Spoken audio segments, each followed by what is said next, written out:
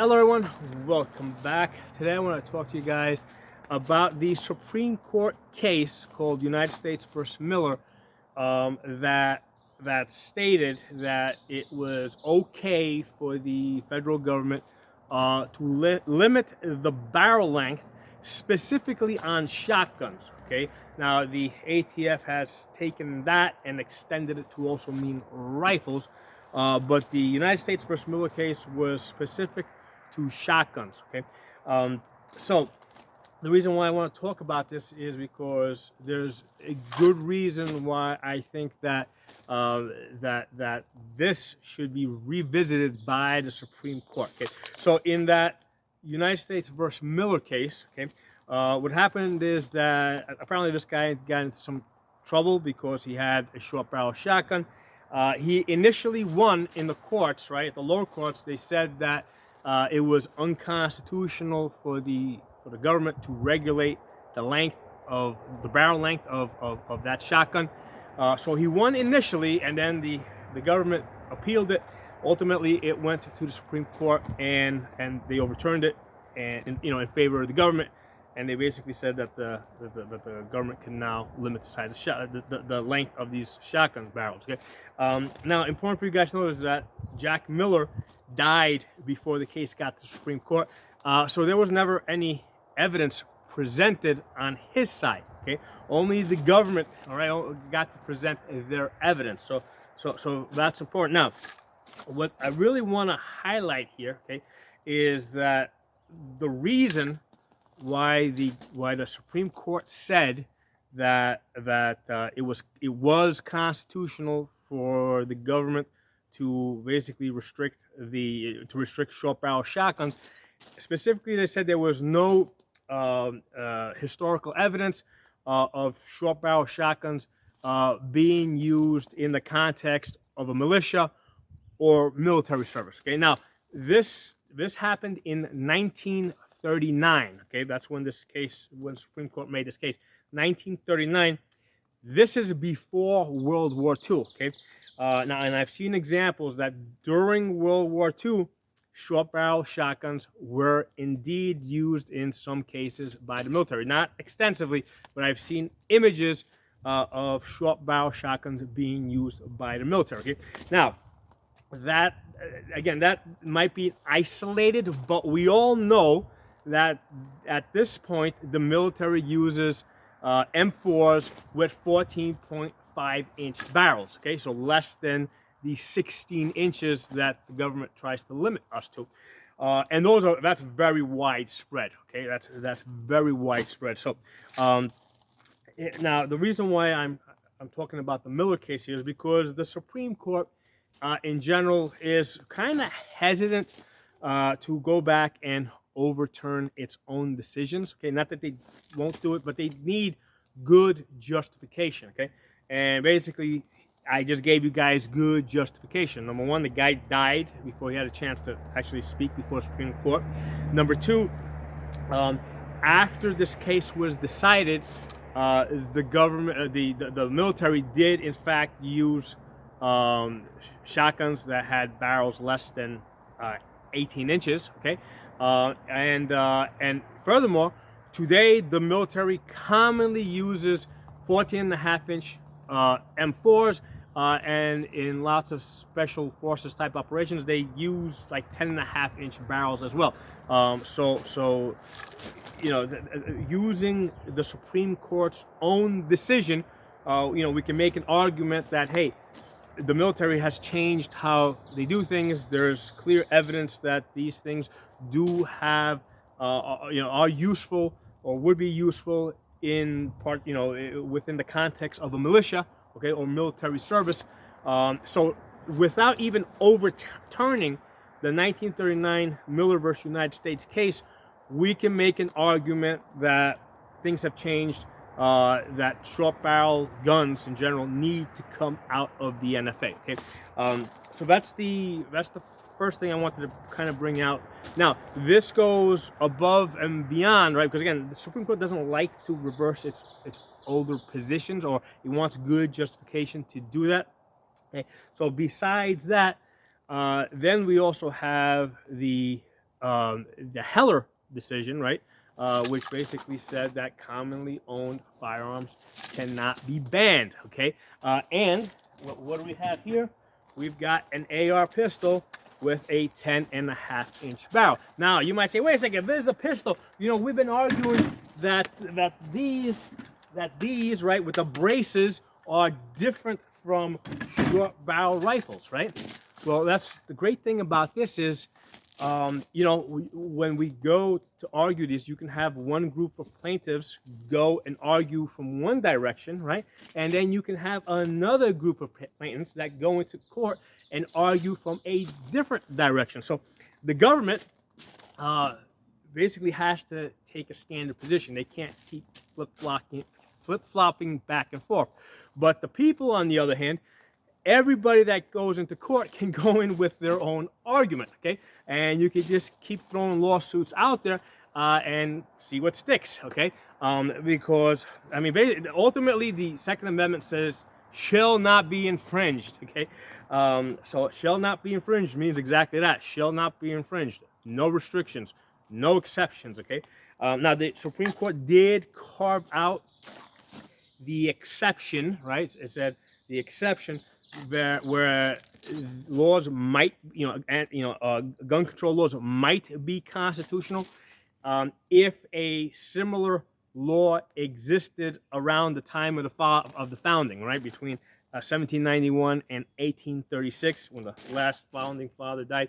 They said any gun control laws, any similar gun control laws that existed at that time might be constitutional. Not that they are, but they might be. Again, the burden of proof is on the government. They're the ones that have to work hard. All we got to do is point to the Second Amendment and say, shall not be infringed, okay? So, on the side, right, on the side of commonly owned firearms, right, the Supreme Court already said in the Capano decision that they set the mark at 200,000, because they said that 200,000 stun guns, it was enough to qualify them as common use, and they could not be banned, okay?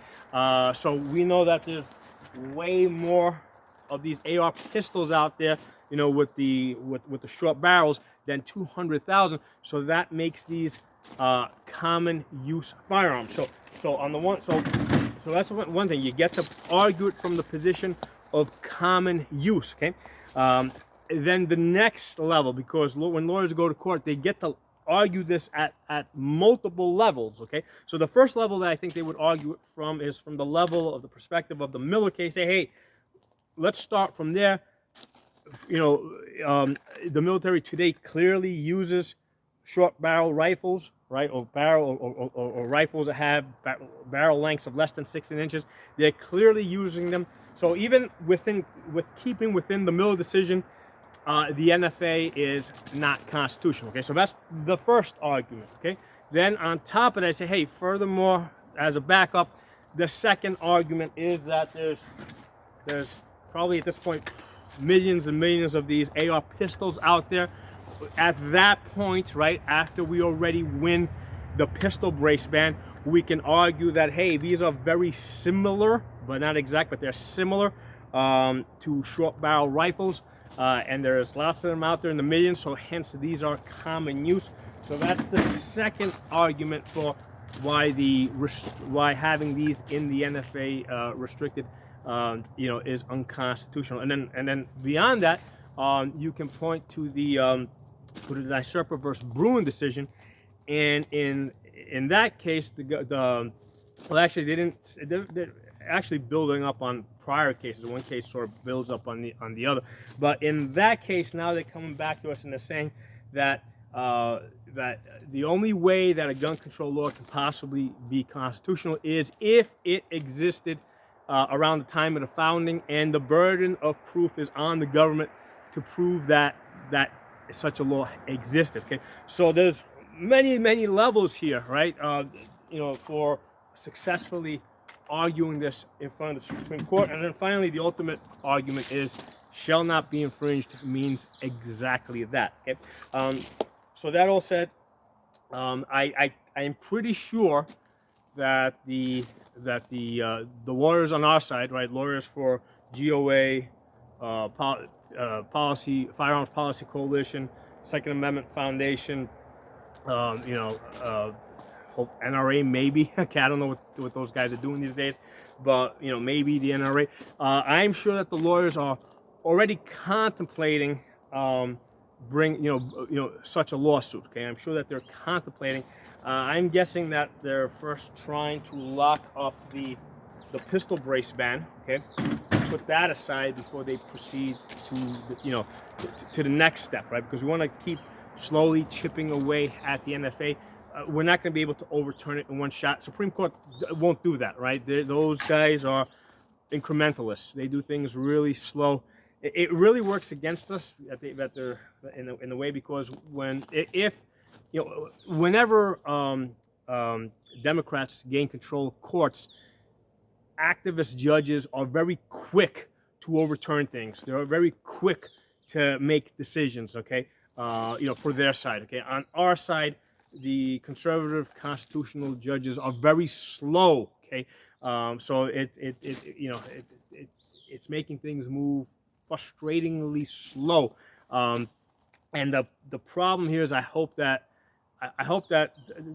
they don't start dying off on us, right? Because especially at the Supreme Court level, a lot of those judges, the constitutionalist judges, they're all up there in the years. The strategy of the anti-gunners is to try and delay these cases, try and wait them out, right, and hopefully get them replaced. So I hope that the constitutional judges, right, the conservatives, realize what's happening here, and they start moving their asses a little bit. Okay. Now that all said, we have had some good success. Basically we've had successes with the bump stock ban, right? We had successes with the frames and receival rule. There's injunction in place on that. The 80% manufacturers are shipping 80% frames, and we just had a success with the pistol brace ban as of I think yesterday, or day before, the judge in the case said that they put an injunction and then further clarified it that the injunction extends to all the members of FPC, Firearms Policy Coalition, okay, which I think is excellent. I actually think that this was even better than if they had issued a national injunction, and I'll tell you guys why. I'll do a separate video on this, but I mean, why would I say such a thing, right? Obviously, a national injunction that applies to everybody would be great. Yes, it would be for the here and now, but strategically, long term, as far as continually winning battles, right, it's actually better that the judge said that it applies to FPC members and left it open so that it applied to any new FPC members that were joining, because what this is going to do is now this is going to start getting people to start joining groups like FPC, GOA, and here's the thing with the NRA. I think the highest their membership was ever at was, I think, 5.5 million members. Let's say 5 million members. If 5 million members, was enough to make politicians nervous, you know what? If we can get some 20 million brace holders signed up with these groups, you know how nervous that's going to make the anti-gunners. So, particularly the politicians. So, aside from the victories that we might have in court, because what we will be doing is, by our memberships to these pro-gun groups, fund the litigation, right? Somehow this stuff has to get paid for.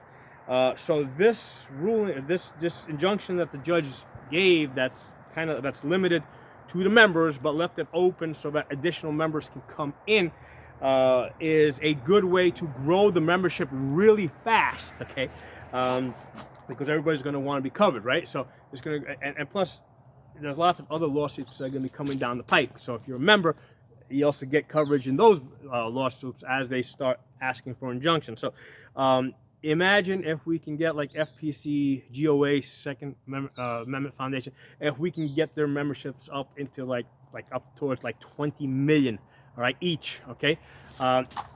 Aside from the effect that it would have in the courts, think of the effect that it will have on the politicians, right? Knowing that, hey, the gun people are out there, they're organized, they're working together. Think of the effect that that will have on them. So that's why I'm actually delighted with this injunction that is set up. And I don't know if the judge did it intentionally. I doubt it, but if he did do it intentionally, then that would make him like the most pro-gun rights judge in the world.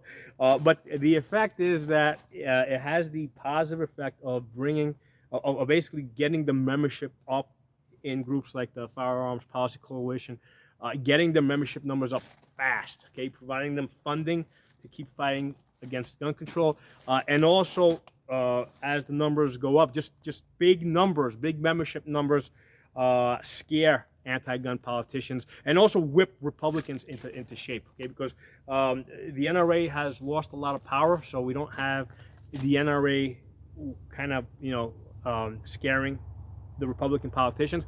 But if we can get the GOA, SFA, FPC, if we can get their numbers up into the millions, now you got three groups that are going to be scaring Republicans into place. So strategically speaking, this limited injunction is strategically very powerful to us. It can potentially yield great victories and put us in a really great position. Now, I do suspect at some point the injunction, some judge somewhere is going to make the injunction national. But until then, I mean, hey, listen, it's good motivation to join one of these groups. I'm a member of all of them, including the NRA. Okay, I'm also a member of the NRA because my thing is that, you know what, I want all of them. I want all the horses pulling. Okay, so one of the things my father told me a long time, you got 5 fingers in your hand. All right, some fingers are stronger, some are longer, some are short. They're not all equal. Okay, your fingers are not all equal, but together your 5 fingers make a fist. Okay, so you want to use whatever assets you have, both strong, weak, whatever. You find a way to use them, and that includes the NRA. Okay, so that's why I'm also a member of the NRA. So thanks for watching. I'll talk to y'all soon.